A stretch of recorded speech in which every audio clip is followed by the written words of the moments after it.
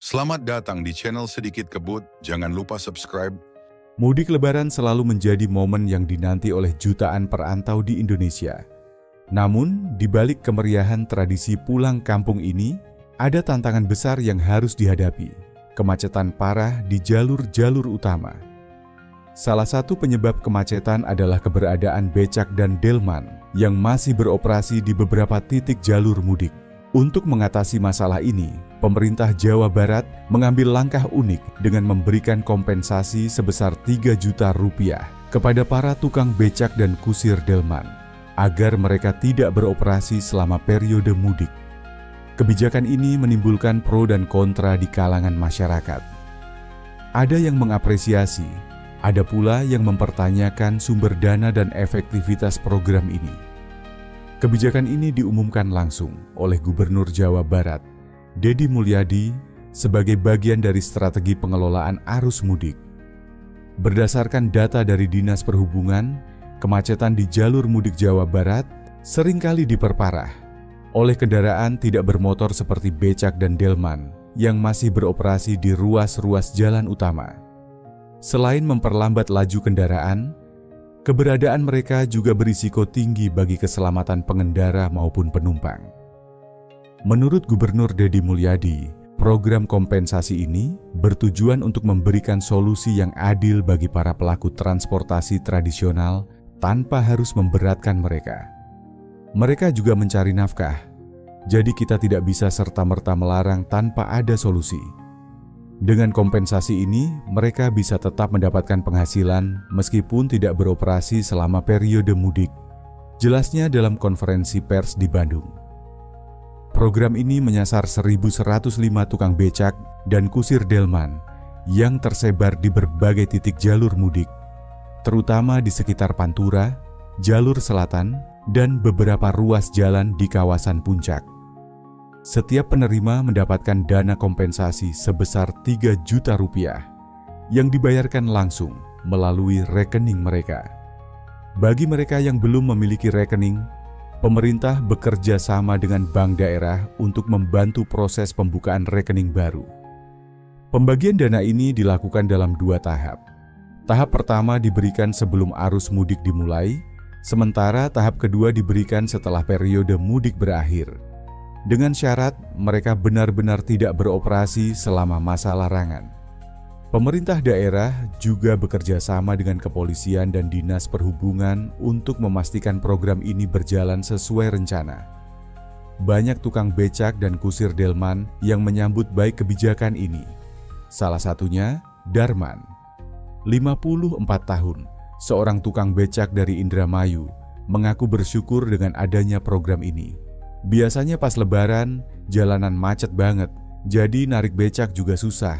Dengan uang ini, saya bisa tetap menyambung hidup tanpa harus kerja di tengah kemacetan, ujarnya. Namun, ada pula yang masih ragu dengan kelancaran pencairan dana. Beberapa tukang becak di daerah Subang menyatakan bahwa mereka belum menerima informasi jelas mengenai teknis pembagian uang kompensasi ini. Mereka berharap agar prosesnya tidak berbelit-belit dan semua yang berhak benar-benar mendapatkannya. Di sisi lain, kebijakan ini juga menuai berbagai tanggapan dari masyarakat luas. Sebagian mendukung langkah pemerintah karena dianggap sebagai solusi efektif untuk mengurangi kemacetan tanpa mengorbankan penghidupan para tukang becak dan kusir delman. Namun, ada pula yang mengkritik program ini karena dianggap tidak menyentuh akar permasalahan transportasi di Indonesia. Beberapa ekonom juga mempertanyakan sumber dana kompensasi ini. Apakah benar-benar berasal dari anggaran daerah atau ada pos anggaran lain yang dialihkan? Transparansi penggunaan dana menjadi salah satu hal yang banyak disorot oleh publik. Pakar transportasi dari Universitas Indonesia, Dr. Riza Wahyudi, menyatakan bahwa program ini bisa menjadi solusi sementara, namun tidak bisa dijadikan kebijakan jangka panjang. Pemerintah seharusnya juga memikirkan alternatif pekerjaan bagi mereka, agar tidak bergantung pada kompensasi setiap musim mudik, ujarnya. Sejak diberlakukan pada awal musim mudik, program kompensasi 3 juta rupiah bagi tukang becak dan kusir delman mulai menunjukkan hasil yang beragam. Di beberapa titik jalur utama, terlihat penurunan jumlah becak dan delman yang beroperasi. Pantura, yang biasanya dipenuhi kendaraan tidak bermotor, kini tampak lebih lancar dibandingkan tahun-tahun sebelumnya. Begitu juga dengan jalur selatan yang mengalami sedikit perbaikan dalam kelancaran arus mudik. Namun, program ini tidak sepenuhnya berjalan mulus. Masih ada beberapa daerah yang melaporkan bahwa tidak semua tukang becak dan kusir delman mematuhi aturan. Beberapa di antaranya tetap beroperasi di luar titik pengawasan, terutama di jalan-jalan kecil yang masih terhubung ke jalur utama. Hal ini menimbulkan pertanyaan mengenai efektivitas pengawasan dari pemerintah daerah dan kepolisian. Menurut laporan Dinas Perhubungan, sekitar 85% penerima bantuan telah memenuhi komitmen mereka untuk tidak beroperasi selama periode mudik. Sisanya, sekitar 15% masih ditemukan beroperasi di jalur-jalur alternatif atau di luar jam pengawasan. Fakta ini menimbulkan perdebatan di kalangan masyarakat. Apakah dana yang diberikan benar-benar mampu mengatasi permasalahan kemacetan atau hanya menjadi solusi parsial yang belum sepenuhnya efektif? Salah satu isu yang muncul dalam pelaksanaan program ini adalah transparansi dalam penyaluran dana. Meski pemerintah menyatakan bahwa bantuan diberikan langsung melalui rekening masing-masing penerima, ada beberapa laporan mengenai keterlambatan pencairan dana di beberapa daerah. Sejumlah tukang becak di Cirebon dan Garut mengaku bahwa mereka belum menerima dana kompensasi, meski sudah menyerahkan dokumen yang dibutuhkan. Keterlambatan ini diduga terjadi karena proses verifikasi yang memakan waktu lebih lama dari perkiraan. Pemerintah daerah harus memastikan bahwa setiap penerima benar-benar merupakan tukang becak atau kusir delman yang terdampak dan tidak ada oknum yang mencoba memanfaatkan program ini.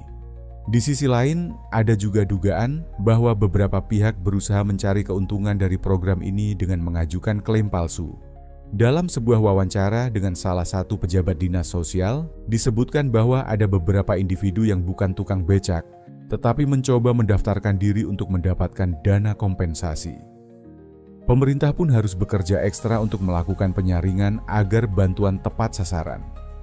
Bagi sebagian besar tukang becak dan kusir delman, dana kompensasi ini tentu memberikan manfaat yang cukup besar, terutama bagi mereka yang menggantungkan hidup dari penghasilan harian. Dalam wawancara dengan salah seorang penerima, Supardi, 56, dari Subang, ia mengaku bahwa uang 3 juta rupiah tersebut sangat membantu memenuhi kebutuhan keluarganya selama libur Lebaran. Namun, ada juga penerima yang merasa bahwa jumlah tersebut masih kurang jika dibandingkan dengan pendapatan normal mereka selama musim mudik. Sebagian tukang becak yang biasanya beroperasi di sekitar terminal atau pasar tradisional mengaku bisa mendapatkan penghasilan lebih besar selama musim mudik dibandingkan dengan kompensasi yang diberikan. Masalah lainnya adalah bagaimana mereka akan bertahan setelah periode mudik berakhir. Sejumlah pakar ekonomi menyoroti bahwa bantuan semacam ini hanya bersifat sementara dan tidak memberikan solusi jangka panjang bagi tukang becak dan kusir delman yang semakin sulit bersaing dengan moda transportasi modern seperti ojek online dan angkutan umum. Melihat kebijakan ini dari sudut pandang yang lebih luas, banyak pihak mempertanyakan, apakah kompensasi semacam ini akan diterapkan setiap tahun atau hanya sebagai solusi sementara? Jika program ini terus berlanjut, maka pemerintah perlu mempertimbangkan strategi yang lebih efektif dalam mengelola transportasi tradisional tanpa harus terus-menerus memberikan dana kompensasi. Beberapa akademisi mengusulkan agar pemerintah mulai mengarahkan tukang becak dan kusir delman untuk beralih ke sektor ekonomi lain yang lebih stabil. Misalnya, melalui pelatihan keterampilan kerja atau bantuan modal usaha kecil bagi mereka yang ingin beralih profesi. Dengan demikian, mereka tidak hanya mengandalkan bantuan pemerintah, tetapi juga memiliki peluang untuk mendapatkan penghasilan yang lebih baik di masa depan. Selain itu, ada pula usulan agar pemerintah menyediakan jalur khusus bagi becak dan delman di kota-kota tertentu, sehingga mereka tetap bisa beroperasi tanpa mengganggu lalu lintas utama. Konsep ini sudah diterapkan di beberapa negara yang memiliki sistem transportasi tradisional dan terbukti bisa berjalan dengan baik tanpa menimbulkan kemacetan. Di media sosial, kebijakan ini mendapat tanggapan yang beragam. Banyak netizen yang mengapresiasi langkah pemerintah dalam mengatasi kemacetan dengan cara yang lebih manusiawi. Mereka menilai bahwa melarang becak dan delman tanpa memberikan solusi akan lebih merugikan para pengemudi transportasi tradisional tersebut. Namun, ada juga yang mempertanyakan, apakah kebijakan ini hanya bersifat populis tanpa ada strategi jangka panjang yang jelas. Beberapa pengguna media sosial menyatakan bahwa dana yang digunakan untuk kompensasi ini seharusnya bisa dialokasikan untuk membangun infrastruktur transportasi yang lebih baik, sehingga masalah kemacetan bisa diatasi secara permanen.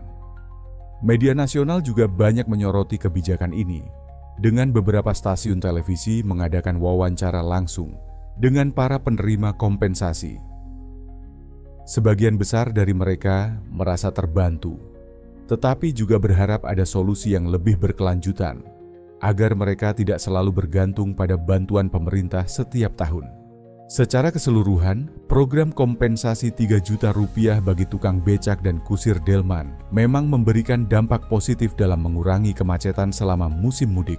Namun, pelaksanaannya masih menghadapi berbagai tantangan, mulai dari keterlambatan pencairan dana, ketidakefektifan pengawasan, hingga pertanyaan mengenai keberlanjutan kebijakan ini di masa depan.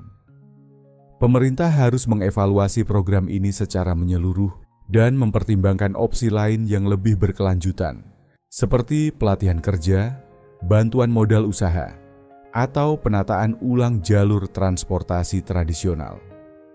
Dengan demikian, solusi yang diambil tidak hanya berdampak jangka pendek, tetapi juga memberikan manfaat jangka panjang bagi para pelaku transportasi tradisional. Apakah program ini akan diterapkan kembali di tahun-tahun berikutnya? Atau justru akan mengalami perubahan besar? Hanya waktu yang bisa menjawab. Yang jelas, setiap kebijakan harus selalu dikaji ulang agar memberikan manfaat yang maksimal bagi semua pihak.